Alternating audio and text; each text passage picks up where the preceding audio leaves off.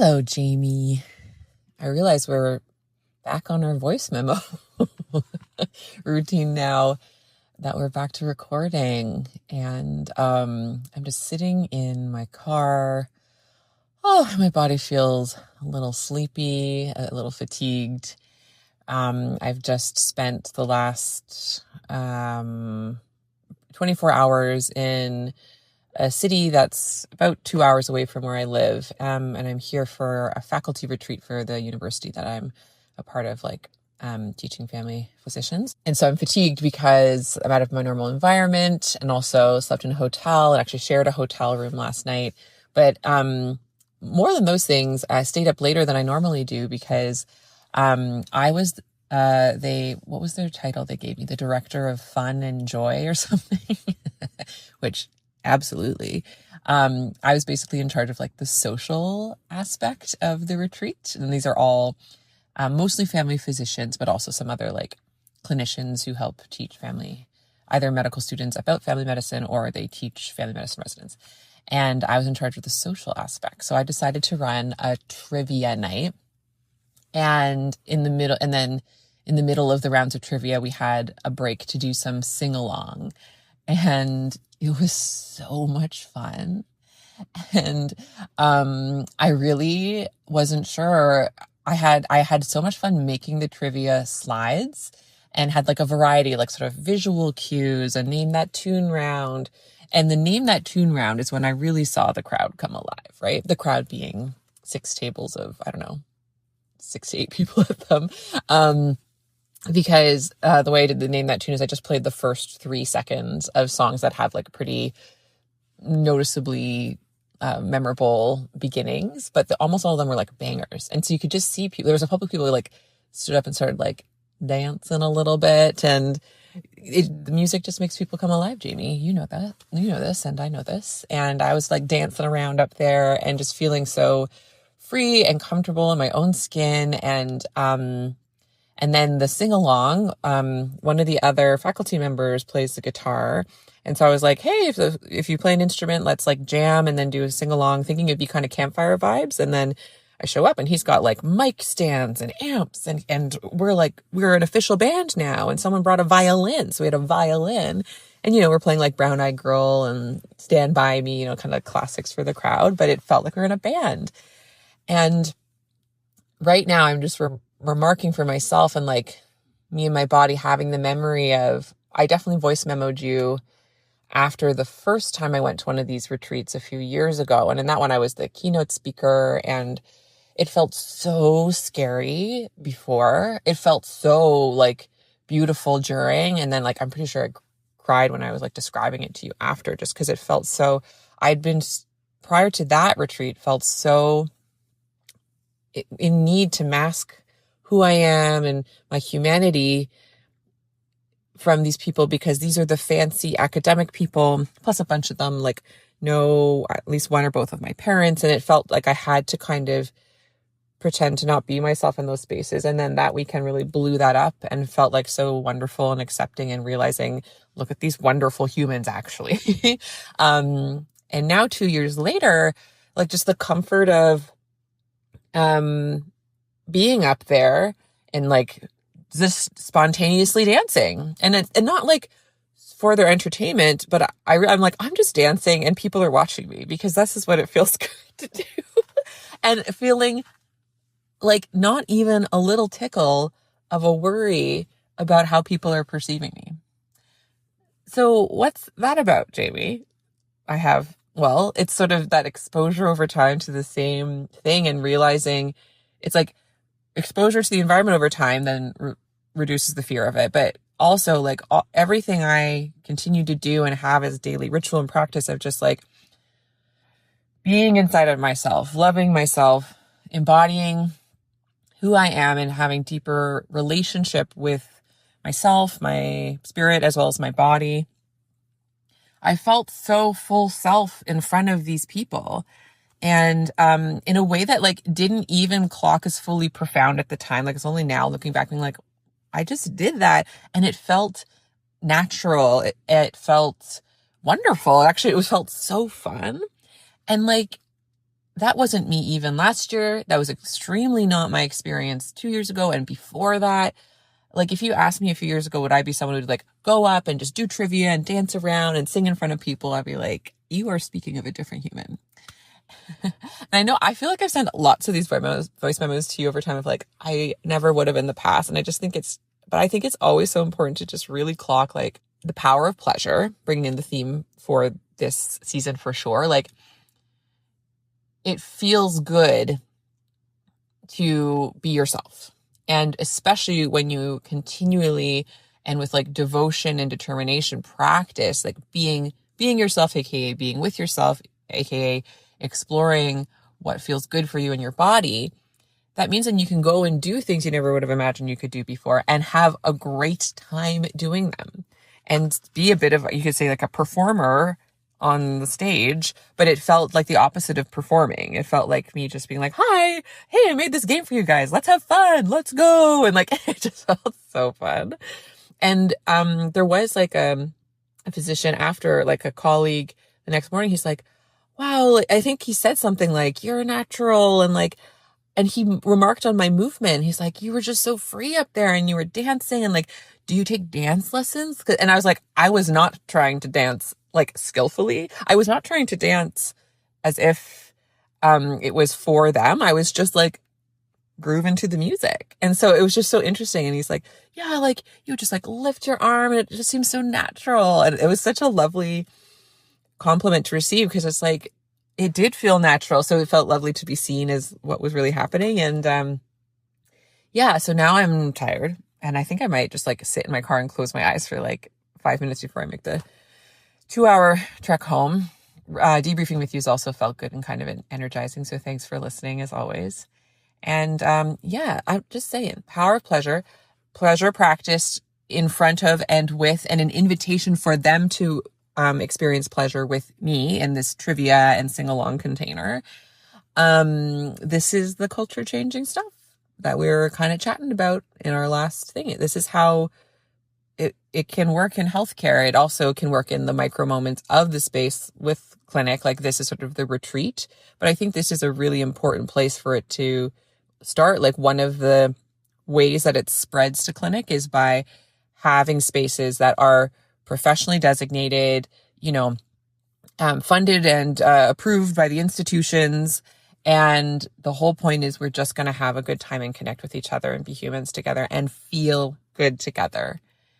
And so that's great to, be living my life's purpose.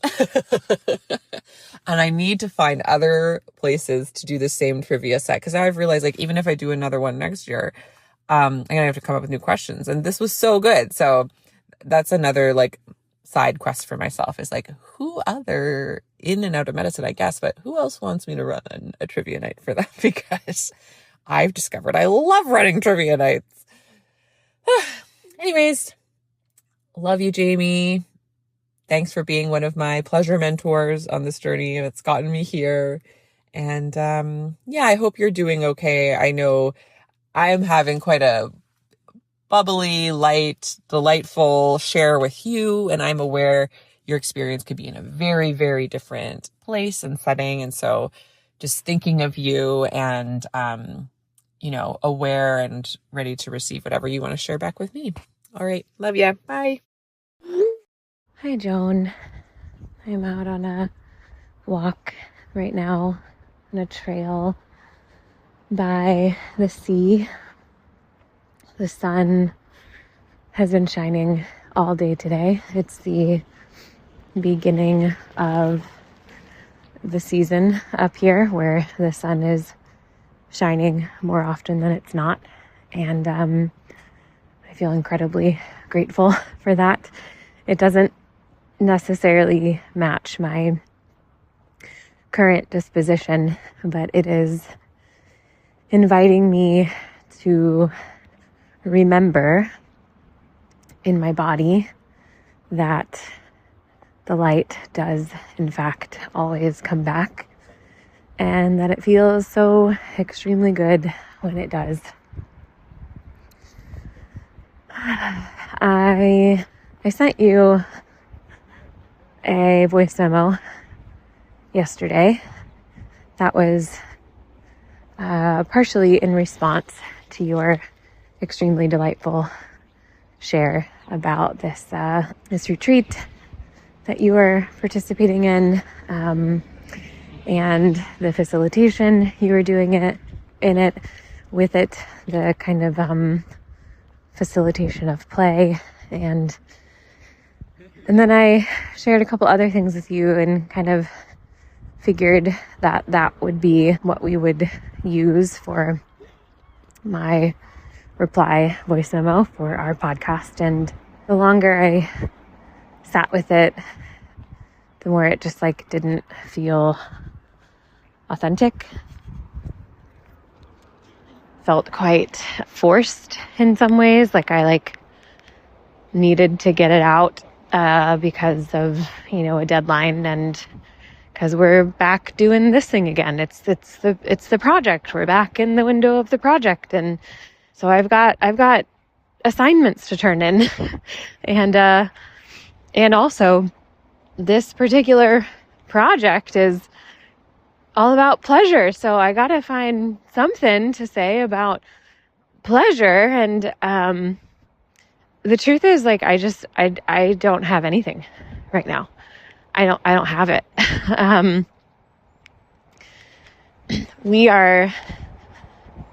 We're putting Crawley down officially. See, today is Monday. We have him scheduled to be put down peacefully at home on Thursday. And this is absolutely the hardest thing I've ever done. I haven't even done it yet, but I'm, living through the part of the grief that is I don't know, part of me wants to call it preemptive, but it's also not preemptive. I have a dying being in my home, and it's not just any dying being. He is the being that has been the most special and important being to me in my life for almost 7 years.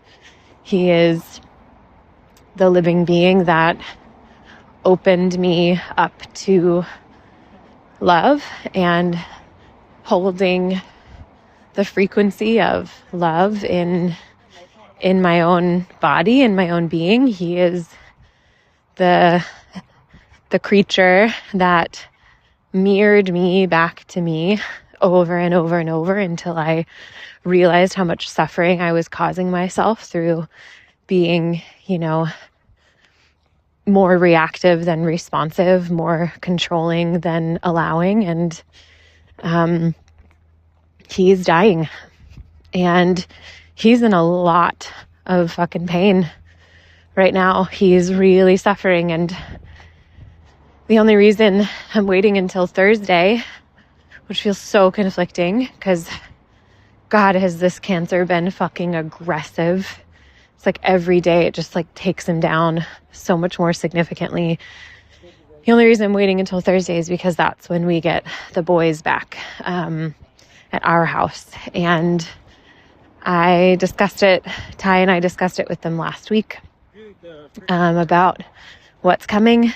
And I shared with them that my preference is that we are all together, that they're present for the departure, the putting down, the process of this sweet animal that has also become their cat leaving his body. And so I keep asking Crawley to just hang on. Just hang on until Thursday. And there's moments where that feels like a really, really cruel ask. And there's also moments where I'm like, oh, dude, and you are participating in this with me to the best of your ability, and just grows my love for him even more. And I don't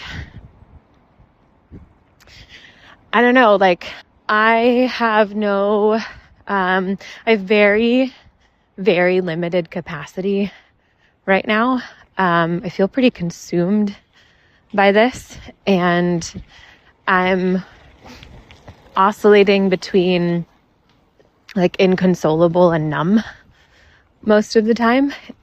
Being someone who works with the body to such a close degree, like it's really, I don't even know how to describe what it feels like having a dying body in my home, much less, again, this particular body that I just love so much and that has loved me so much and so unconditionally and has taught me like everything I've learned about love.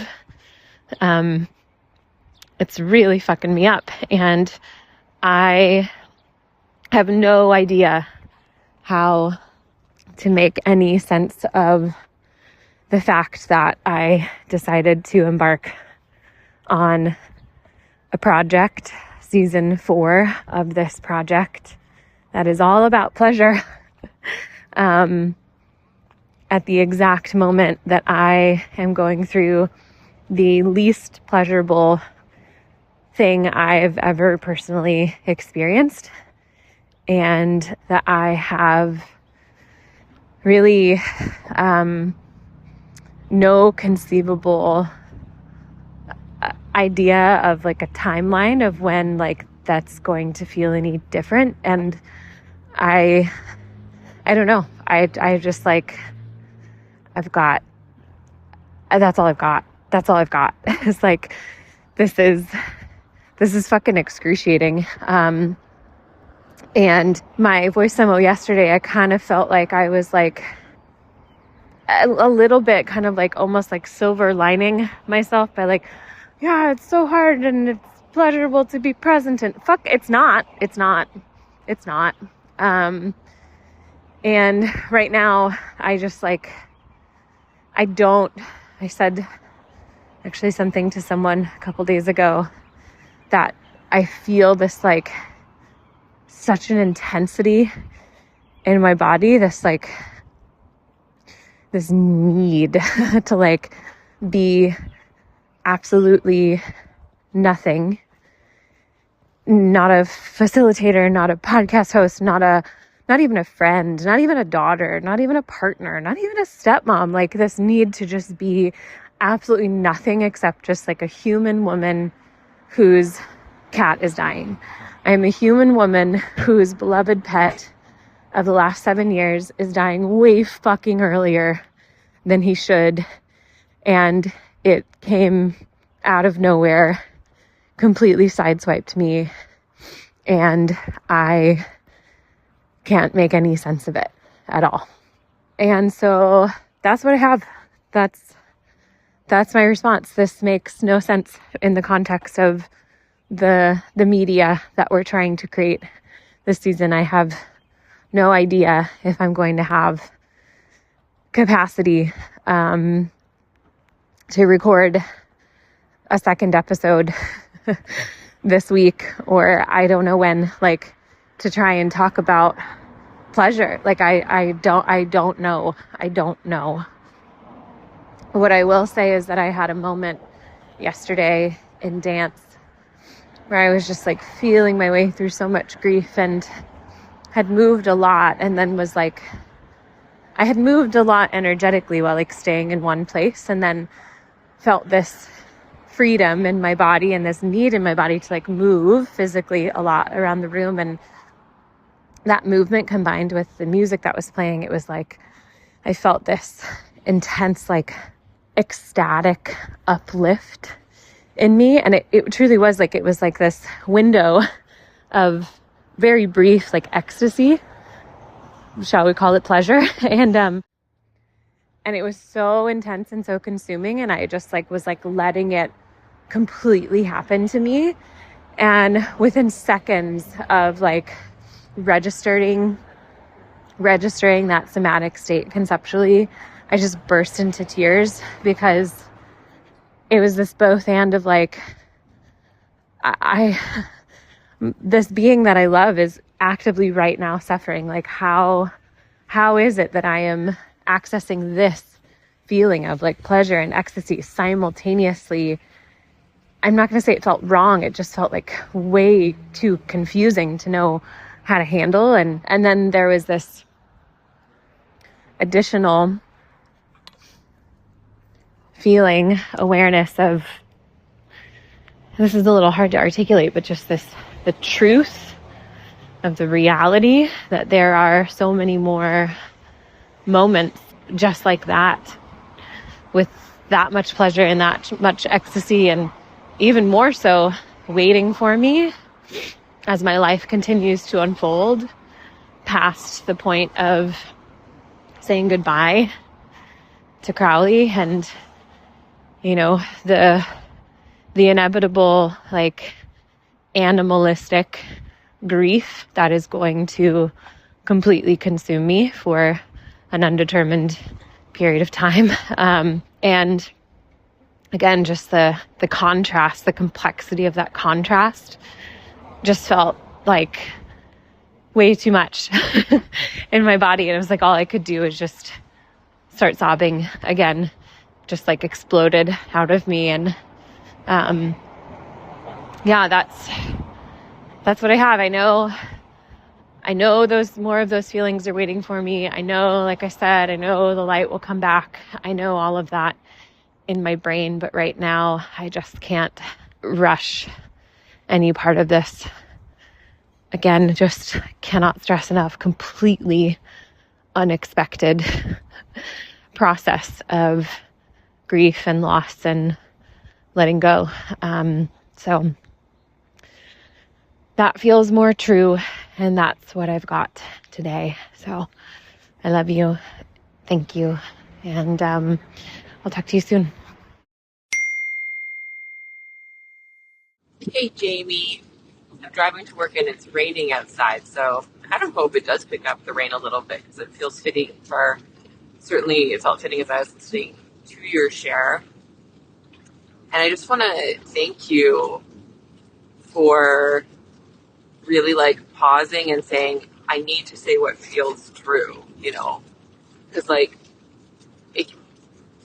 I don't know if we can count it as pleasure. It's not the kind of pleasure that I want for myself, or that I know you'd want for yourself, if it's like I've got a veneer to it and it's, it feels like it's more being performed, or because you're trying to match a frequency or match a timeline.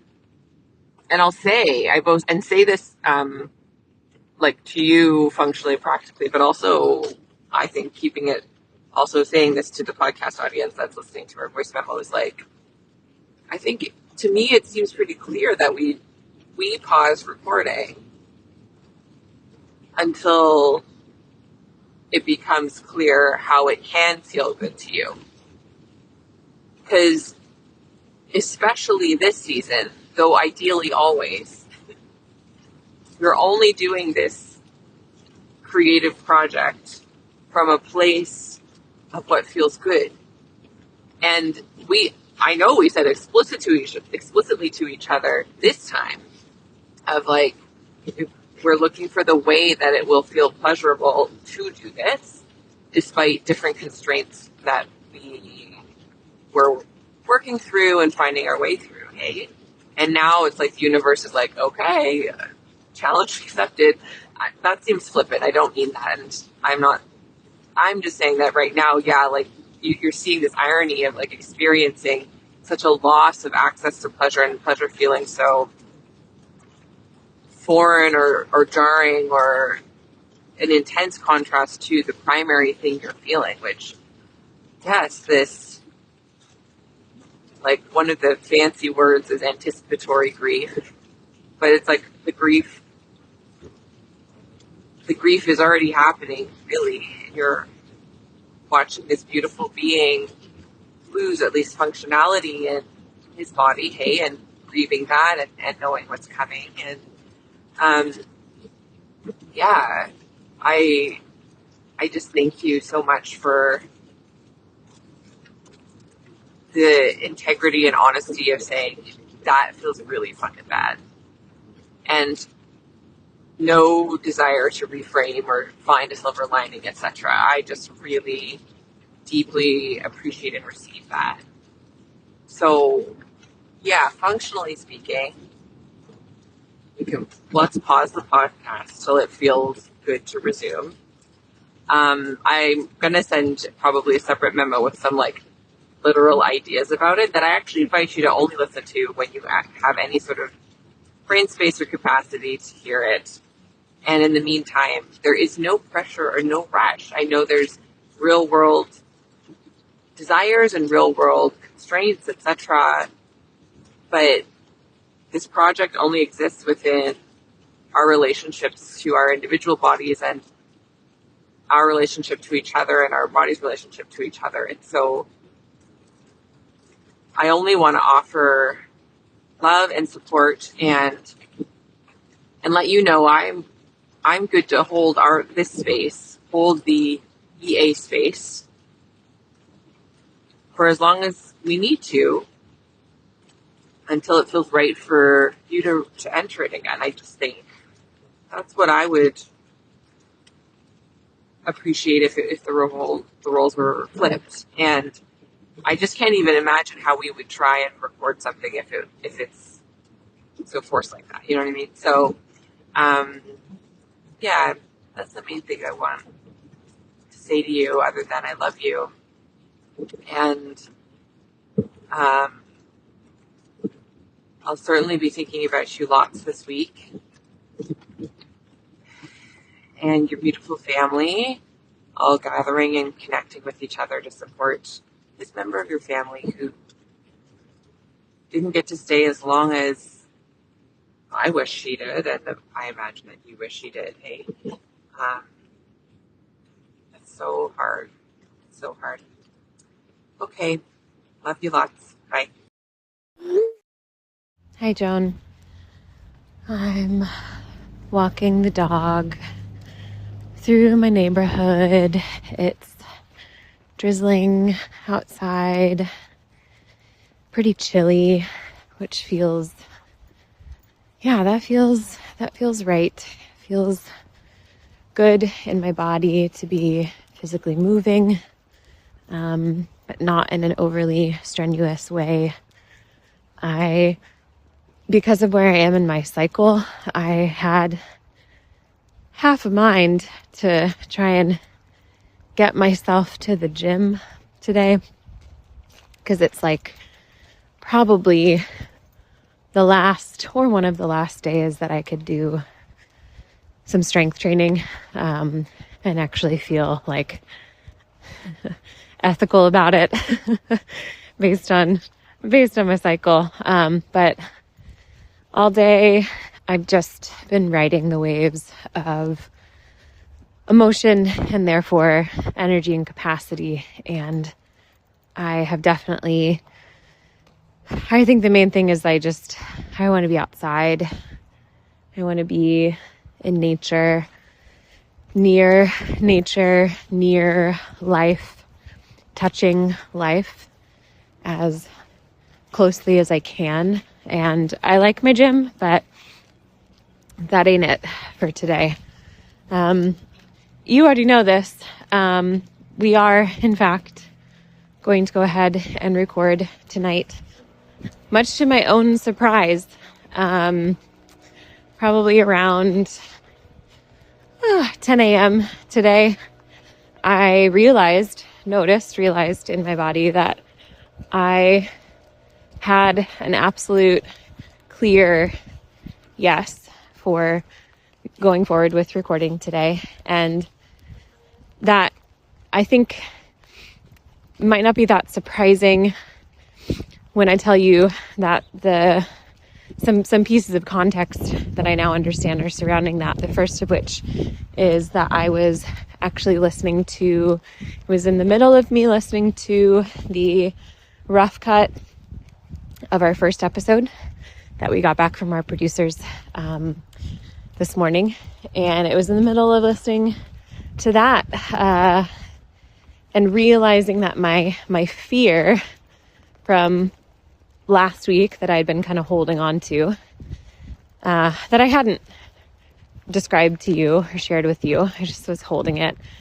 My fear that I, hadn't made sense that what I was sharing about just like didn't make any sense. That I didn't need to be afraid of that. Like I felt so enlivened by our recording from our last episode, and just felt this authentic desire. And even, just this awareness that it would be pleasurable to drop into that space with you again. I really felt that. I think the reasons why I had been under the mistaken impression that I might have not made any sense had to do with the grief, yes. But also I have been in the process of quitting caffeine, and I have also quit THC. And it's been a significant number of days now without THC cannabis. And I have very minimal caffeine in my body. So great timing for all of this.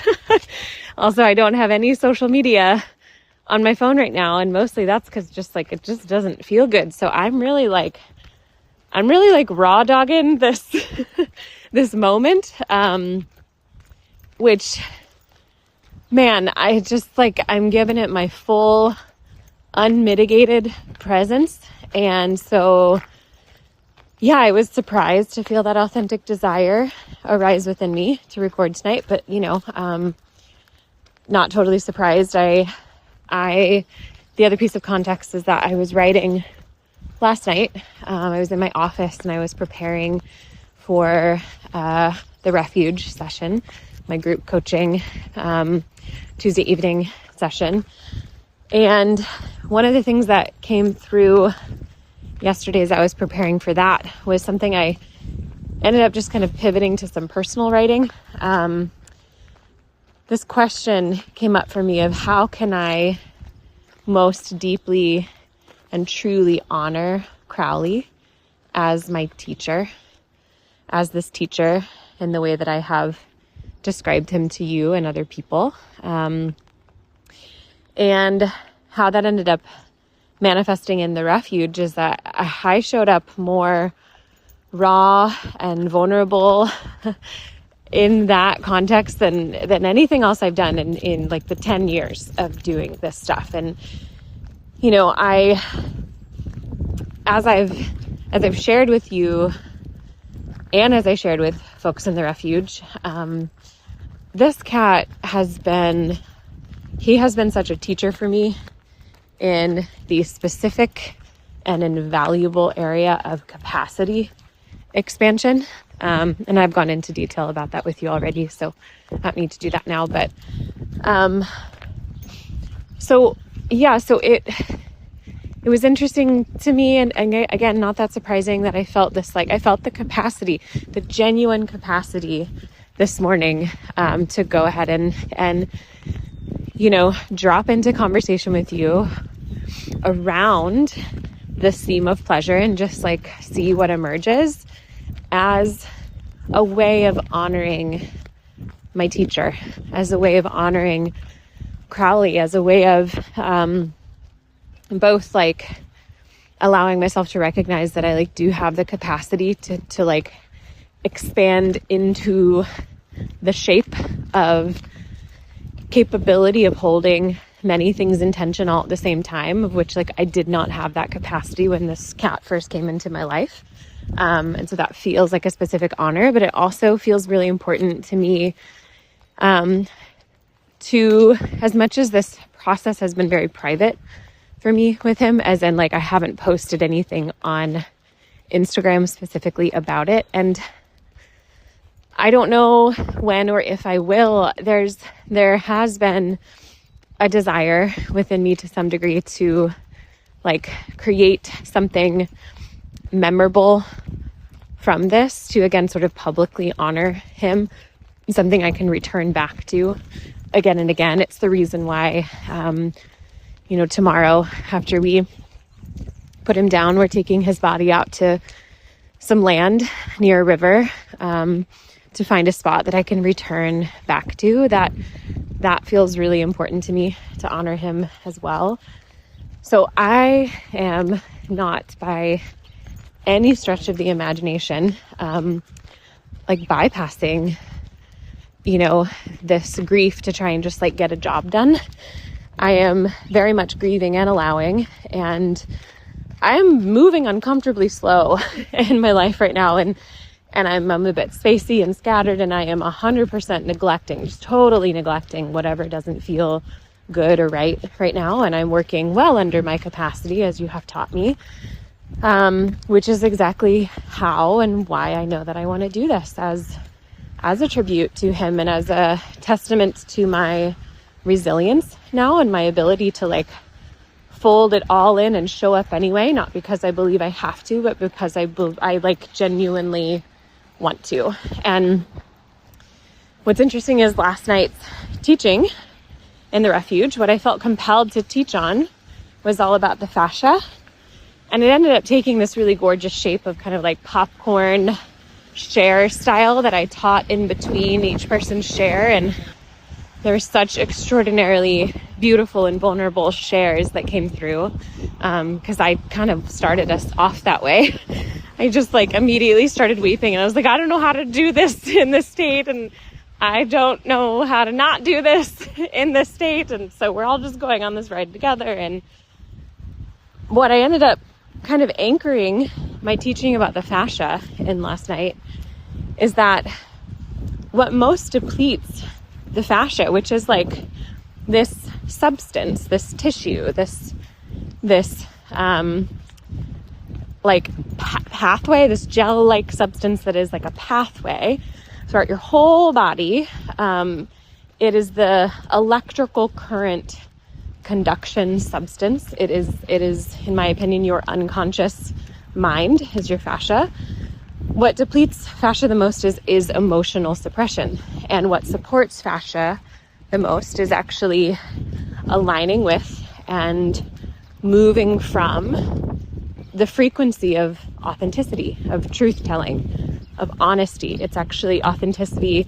This has been measured in a Faraday cage, actually, that authenticity is, in fact, the highest vibrational frequency that can be held in living matter. And so I needed to express those emotions to you the other day, like, in that second voice memo that I sent you, because that first voice memo was more like suppression. There was more suppression going on there, and that's fine. Like I honor that. I love that. I respect that as part of like the process. And I think once I like got that out, I was like, oh, that's not it. And so those emotions that I released and expressed in the voice memo to you that now everyone has heard, that pivot to honest emotional expression, it unwound what I had been holding in my body. I will say that additionally, an unwinding support has been, I think, like I've shared with you, like I've been just fiercely anchoring in my practices, like my energy practices and my movement practices. And so now I really do feel like grounded and clear. And I want to create something. I want to create something with you from this place. I want to bring something forth, like from this honest place. That, both directly and indirectly honors what I've learned over the past 6+ years with this incredible teacher. So, especially as what we're going to be talking about is like unlearning codependency, like individually and culturally, like we're going to be talking about pleasure and sovereignty and talking about like the capacity that's required to wake up from your own unconscious loops of suffering. Like this is all like everything this cat taught me. I don't know if that sounds insane, but it's true. It's 100% true. So this timing feels really, really right. And thank you so much for your support in just everything that you've shared, reflecting to me like, if it were me, this is what I would do. And also like, it's totally okay for us to just like, not just, postpone the recording of this conversation, but also we can push the whole project back. Like, let's just give this the space it needs. And again, it's this really gorgeous sort of kind of, for me, somatically unexplainable, like both and of like, because of all of that, because of me saying, I don't know if I can do this, and because of you saying, you don't have to, I actually now know that I can do this. And I mean that about this conversation tonight. I also mean that about letting him go tomorrow.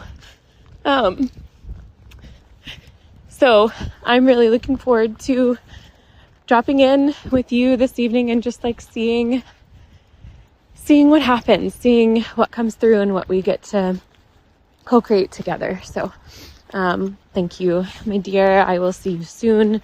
I love you. Goodbye. This is Experiential Anatomy. Thanks for listening. I'm Joan Chan. And I'm Jamie Lee Finch. Experiential Anatomy is co-hosted and created by us. Amber Wyndham is the editor. Julia Wyndham is the supervising producer. Senior producer is Elizabeth Wyndham. Our theme music is Park Pier 3 by G's Guy. If you have any thoughts, questions, or stories to share about this week's episode, email us at exanatomy@gmail.com. Please follow, rate, and review on your favorite podcast platform.